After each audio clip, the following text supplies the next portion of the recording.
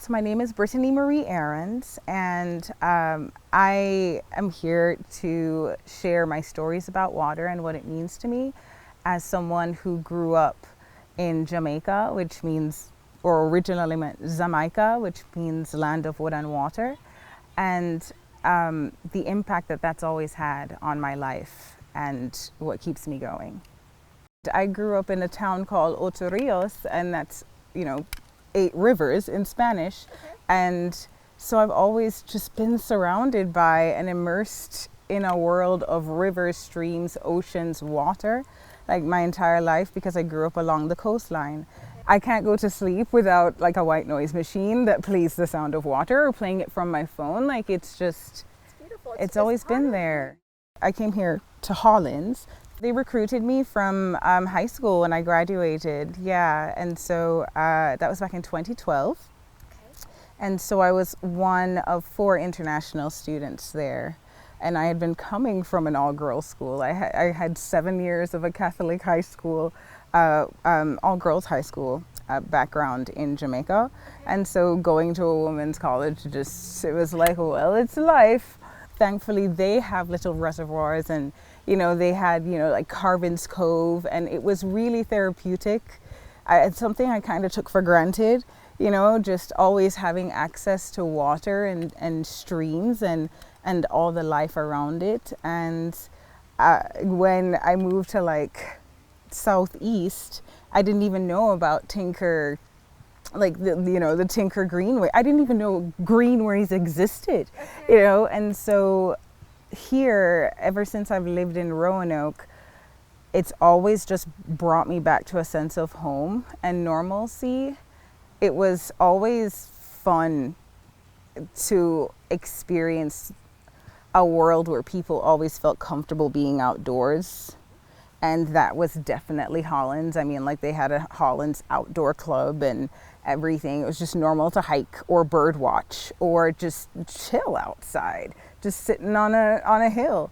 And somewhere where, no matter what, if you're immersed in nature, you're always going to find water anyway, because trees and plants need something to live on.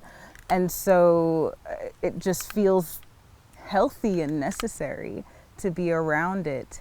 And so I wish that I'd known about the Greenway sooner. I didn't discover it till like 2018 when I got my first puppy. It's a terrier, and I have 2. And whew, yeah, so that's where I was like, where can I find places to just walk? And I just never knew. I just typed walking places. I knew about the hiking trails. For some reason, I didn't know about the greenways. So I discovered that last. And it's a norm. We have to do it every day. They get at least like 3 to 6 miles total every day. Yeah, they work us hard. I was a psychology and dance major. Okay. I was, and my focus in psychology was always neurodivergence. Anyone who had ADHD, anyone on the autism spectrum. That I personally, from home and within my family, had always been my focus, to be sure that they were understood and heard and seen as normal. And also just generally powerful because they're able to do things like hyperfocus and have specialties and are good with tools and are good with trade and are good with focus and, just need care and love. And if we had just a generally more caring and loving society that understood it both academically and socially, then we would just be more accepting of whatever we see in the world. And so I always knew that studying, just in Jamaica, when everyone was like, I want to be a doctor and a lawyer, I was like, I don't know, I'm gonna go to America and find out. That's also one of the reasons I studied dance, because I wanted to understand how movement and expression of just the body in different elements and spaces, especially when exposed, like from young stages. I was mentored at Hollins University by Tiffany Pempek, who is a developmental psychologist. Her focus was on children in the media, but between her and Richard Mahalski, who was a social psychologist, like I was always doing little projects with them on just studying, how it is that maybe siblings teaching each other dance could, help with bonding. But then I finally, after interning at BRAC, the Blue Ridge Autism and Achievement Center, as well as the National Down Syndrome Society in New York. Thank you, Hollins, for those internships.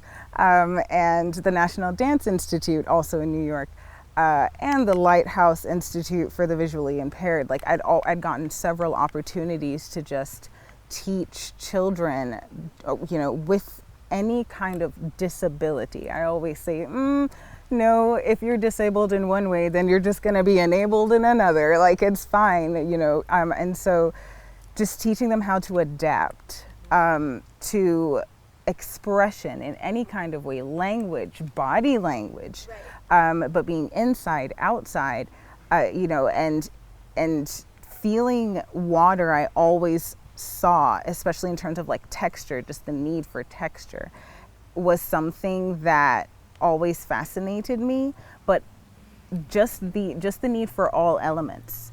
You can munch on something, but if you're not drooling, apparently it's like, no, it's not comforting. It's really interesting. I'm talking about observations with children. Okay. In terms of just, again, neurodivergence and people being different. And so any atypically developing child, I realized if they're immersed in any sensory kind of, with any kind of sensory stimulation that they find appealing, it will always be healing, will always help them focus. And so one child may be triggered by water because they feel so much for it, but the ones who love it. Right. And I think that's one of the things that I've noticed most impactfully, and I'm so glad you asked that question, because now it's just lit in fire in my mind. The thing I always liked about either swimming in water or just being around it is that it always just felt like I could keep going, that I'd always be lifted, or that I'd always be, no matter what's going on, it can just go.